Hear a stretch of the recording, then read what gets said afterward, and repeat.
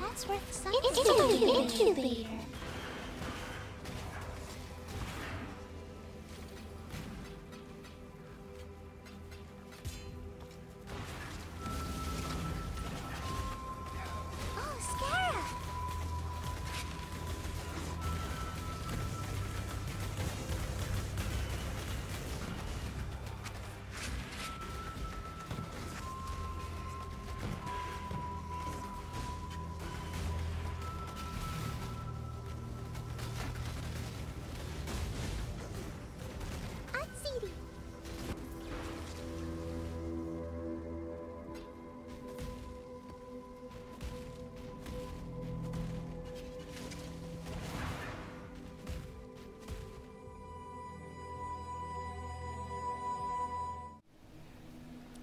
Hey everybody, Sanavi here, and I just wanted to provide an update video at the end of the weekend for how my League start has gone with the Cyclone Shockwave Slayer build that I was theory crafting last week.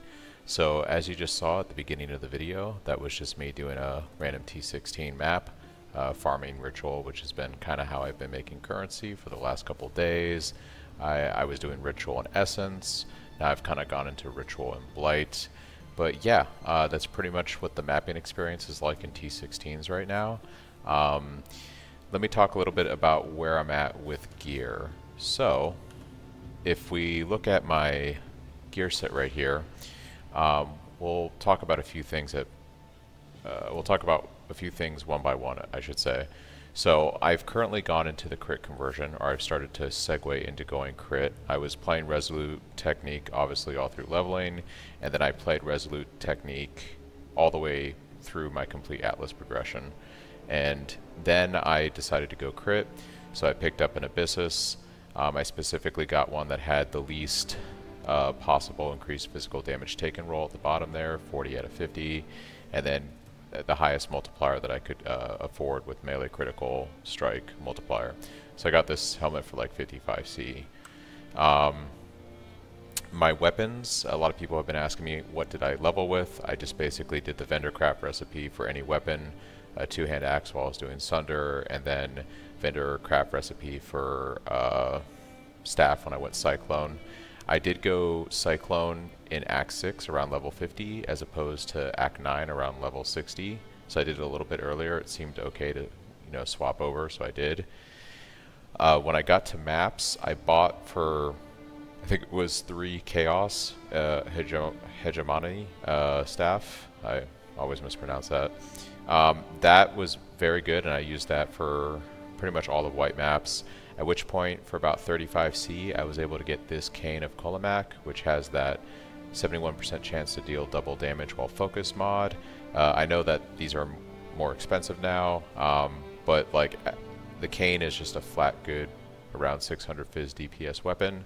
So regardless of the affix, it's a pretty solid staff to get, and this will carry you pretty much all through your Atlas progression. I mean, it got me through pretty much everything here. Including 2 of the 4 Void Stones. I got to work on getting the other 2 in the next day or so, and then completing all my favored maps over here.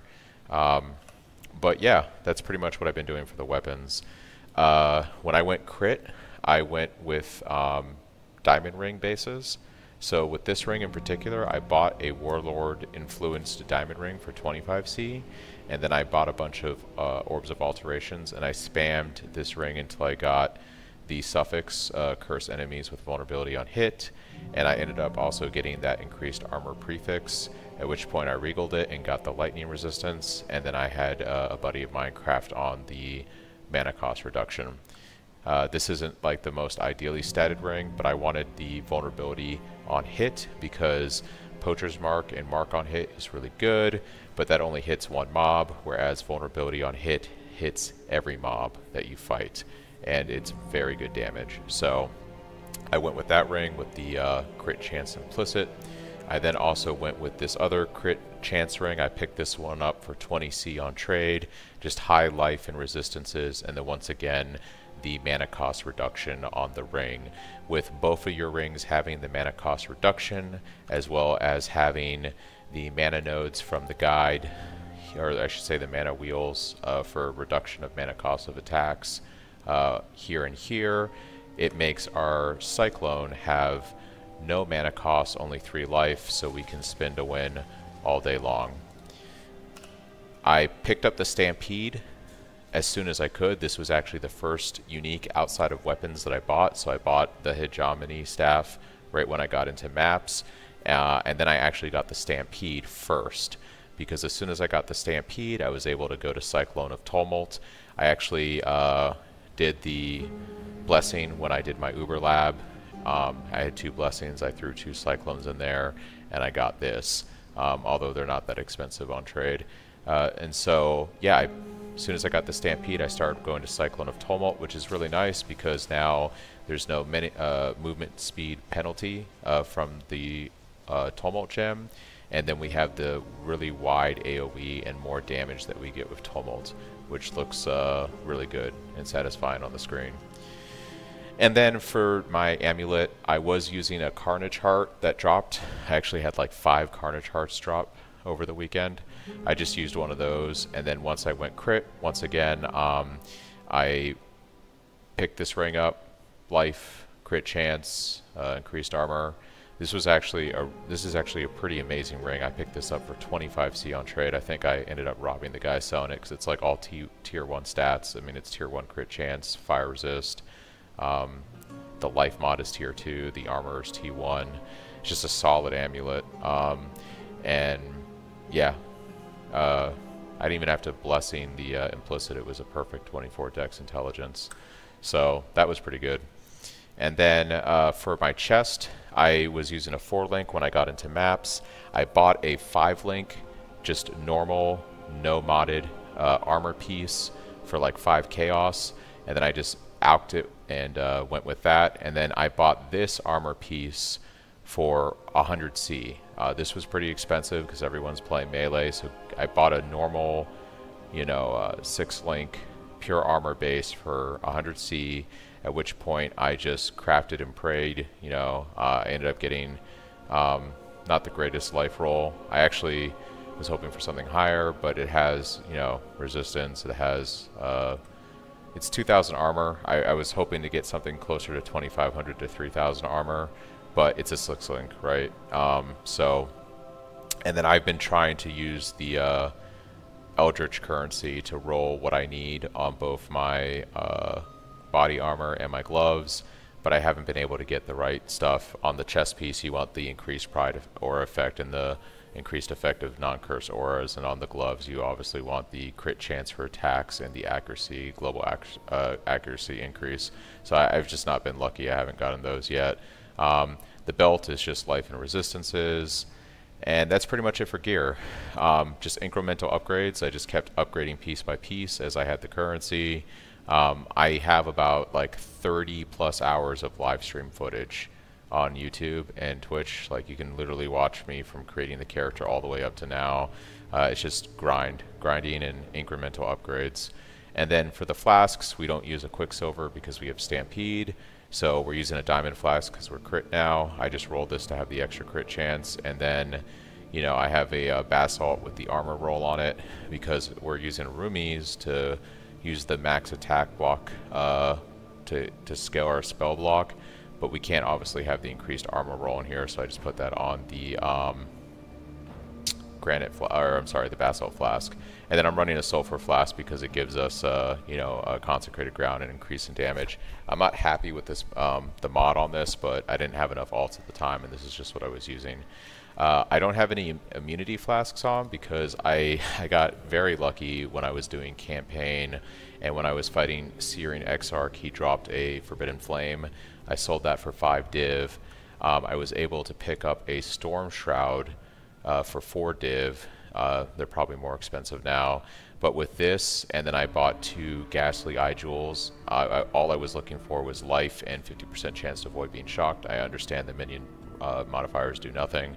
But with this jewel here and this jewel up here, I now have 100% chance to avoid being shocked. And when you use that in conjunction with Storm Shroud, you now its modifiers a chance to avoid being shocked applied to all elemental ailments. So I am completely elemental ailment immune on this build now, and we use this in the crit conversion, this kind of tech, as well as when we get to it down the road, the end game version. And then for the skill tree, I've remained pretty close to what the crit conversion tree is. The only difference here is I don't have the medium cluster jewel set up yet, and I'm just kind of putting some points in here for this accuracy and crit chance. But the rest of my skill tree, and I think I have some physical nodes allocated here, that isn't on the POP, because I don't have the damage from that cluster jewel yet. But yeah, that's pretty much it. This tree is pretty much identical to the one in the POB for the crit conversion. And yeah, that's pretty much how the build has gone. I went pretty hard this weekend and did, you know, a lot of playing of the game. But yeah, I mean, like I said, there's like 30 plus hours of just live stream footage of me playing. So it is very possible to scale this build out and even get to crit if you know life it the way I did. If not, it would just take you several days. But as you can see from the mapping video, it feels really good. This was what I wanted from a League starter. I wanted a build that could very reasonably do T16 mapping and just farm currency.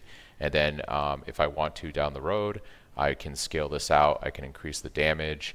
Things that we'll be doing with the build now is we are going to craft a much better staff. That's going to be a multiple divine investment, so I'll be saving money for that. We're going to want to make our Awoken chest piece, so we have that attack crit mod on there. And then I'm either going to go with the minus mana cost mod or the apply additional curse. We'll see how that goes. I'm also going to want to upgrade my gloves just to a better pair. We'll eventually get a Rise Lothas. My strategy for Rise Lothas is either going to be just save the currency up for it. It was going for about like anywhere from 7 to 12 divine on trade right now for if you want like a perfectly rolled one. But what I'm going to be doing just to passively try to get one is run Infested Valley. So I've already started to favor Infested Valley along with a conjoining map, Ashen Wood. And I'm just going to run this a lot because the boss drops a card that gives you Rise Lothos. It has a chance to. And then the plan is, once I get Nameless Seer, hopefully in Infested Valley, I will scry that card to drop on Toxic Sewer. And Toxic Sewer is going to be a really good map for us to run on this build because Cyclone covers the entire tunnel. So you can just kind of spin to win and zoom around through the tunnels and not have to like bounce around a map or anything like that. It's just really good clear. And then we will run Toxic Sewer to try to get that card. And that's basically going to be my farming strategy to passively try to get a Rise Lothos over several hundred maps that I'll run. If not, I'll just get the currency naturally and I'll buy one. So yeah, better crafted weapon, a Rise Lothos. We're going to eventually replace the Rise Lothos with a much more expensive belt, the Mage Blood. We'll fix our flax setup. We'll get a Progenesis eventually so that we have that extra mitigation. And then it's going to be pretty much just going for the really expensive Flame and Flesh Jewels for block, because what we want is to, you can't see it on here, but it's on the POB. We're going to go into the Gladiator Ascendancy and take that lucky block. And that's going to take our 65% capped attack and spell block all the way up to almost 90%. So there's a lot to do with the build. Yeah, I'm really enjoying this. I'm probably just going to be playing this as not just my league starter, but my main character throughout all of the league. I've been very happy with the league mechanic. I think they did a fantastic job. I'm really excited to be playing this league. I'm actually about to head to King's March real quick and make sure everything's set up before I go to bed, but I just wanted to post this video, show you a little bit of footage of what the mapping looks like so that you have an idea of what you can expect when you're just farming T16s. Oh, and real quick, for my Atlas, I'm currently doing like a ritual blight farm. It's different than what I did in my video because I decided I kind of like blight. It's, you know, the oils sell well, the blighted maps sell well, it's just fun. So I'm kind of just staying on the left side of the tree. I'm picking up ritual, I'm picking up all the ritual nodes here. You can see when I click they highlight. I'm picking up all the blight nodes here, or those are scarabs, sorry, all the blight nodes here. And then I'm picking up any close by scarabs just to grab those. And then I'm also picking up a little bit of map tech here. So because we only have 2 void stones, I am, sorry, wrong tree. I am grabbing this right here, as well as a couple of these right here to make sure that the higher tier maps still drop. Something I am considering is going into Unwavering Vision and dropping the Scarab drop nodes, and maybe going into Bestiary just to farm beasts, because those are also good money, and that's also on the left side of the tree. So I would just path over here, get 20 additional points, spec out of the Scarabs, and then pick up some Bestiary stuff. But that's basically what I've been doing for farming on the Atlas tree. So yeah, several of you guys have hit me up during the streaming. You said you've had a lot of fun playing the build. I'm glad that you're having fun. I'm having fun. I will be posting future videos as I progress the character, just to kind of show you what it looks like. And I will be updating the POB probably in the next week or so. And probably on a future video, I will share the new POB. There's some changes I'd like to make to the leveling trees and my recommendations, as well as some tweaks to, like, you know, the Resolute technique and the crit conversion build that I'm doing now. And that's about it. Oh, there is one other thing I'm playing around with. I don't know how good this is going to be, but there is the new retaliation skills. Because this is a block build, one of my viewers recommended, and I think it's a good idea to test. It's not in POB yet, so I can't sim it, but I can feel it when I'm fighting bosses, is the Crushing Fist with Expert Retaliation. So whenever we block, this has a chance to trigger, and because we're playing a block build, this is happening a lot, especially on juicy rares or bosses. So I've been playing around with this. I'm going to scale these gems out, but like I can't really sim it in POB right now because there's a lot of stuff that doesn't exist in POB. Like these gloves don't exist, so when I import my character, it doesn't think I have gloves. These gems don't exist in POB yet, so I'm kind of playing it in the game to feel it out, and I'll look at the hard numbers later. Ideally, obviously, I'm going to want to anoint my boots with Whispers of Doom so that I can run the Assassin's Mark curse on this now that we're crit, just running the Vuln on hit.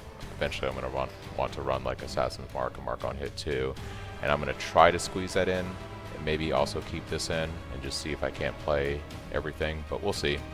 But yeah, thanks for watching. Hopefully this gives you a good idea of what to expect when you get to T16s and how the build plays. I've had a great time. I hope for those of you that are playing, you also have a great time. And yeah, I'll catch you all later.